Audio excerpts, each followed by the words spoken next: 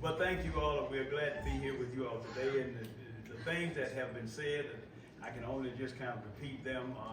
I met Pastor Willie Scott back about 19 years ago, and he introduced me to Soup Campbell. And Pastor Scott began to show me what discipleship meant. He challenged me to either, at a local church he had started down in Macon, Mississippi, called Emmanuel Baptist Church.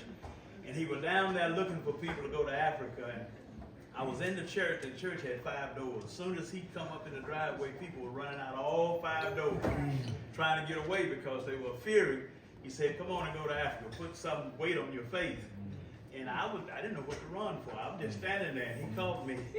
And he called me, I'm stuck. And he said, hey, come on, go to Africa with me. What are you doing? Well, this and that, you ain't doing nothing. Come on, go to Africa with me. And it scared me half to death. And then he told me, he said, either you put your faith to the test or put your license and your keys on the table. So I decided to put my faith to the test. Went to Africa, and he trained me how to teach and make disciples. He introduced me to Soup Campbell. Soon after that, we went in 2006. My wife went with me the first time we went together. I'm glad she did. That way she understood who I was talking about when we come back. So when we got there, we realized immediately that we were going to have to go back. This was something different. This is something that had to be done. So in a year or two, he introduced me to Soup Campbell. I saw Soup Campbell globetrotting all over. And then I met Soup and Linda. My wife and I met Linda maybe a couple of years after we met Pastor Scott.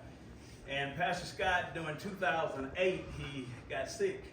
After he took me there, he ordained me to oversee the churches. He had 15 churches there. He ordained me to oversee the churches and let everybody know that I was going to be doing that and coming in his place. Little did I know when I left him there that we were going to have to get him out, evacuate him because he was sick. After then, I had to go back to Africa and continue to work. That's what we're doing up to now. That's enough about that. We have over 20 churches now and 6 waiting to join. And so we're doing the same thing. Soup Campbell has been teaching all of his disciples here.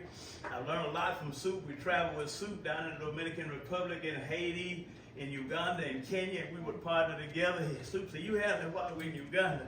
We get to Kenya, I'm going to handle it. So we roll like that. And I watched him, how he moved. He moved like a Delta Force. Like a Delta Force, but he still has humility. He's a humble man with humility. He knows, but he doesn't act like he knows. He just does it. So we learned a lot from him. And Linda. Linda's the same age as my wife is, Soup a couple of years older than we are, but he's a real brother. And you've heard the testimonies about him, so it's always a privilege. Whenever Soup calls, hey man, you want to roll with me? Come on up here. I'm like packing up, getting ready to go.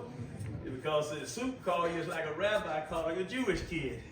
You know, it's one of the greatest things he ever wanted to do. So I'm always honored to be up here with Soup and with all of his disciples and to still be in a perpetual cycle of learning and transferring that to all of those little kids. We have a children's home. It's not just a regular children's home, it's a disciple development center. And we have young people from there running all over the countryside, evangelizing and making their own disciples. We have some little disciples at 5, 6 years old that already have disciples. We have some 12 and 14-year-old that have adult disciples. But it's because we passed on to them what you've been hearing here today. So we just want to appreciate that. Thank you all for inviting us. Appreciate your Soup. Amen.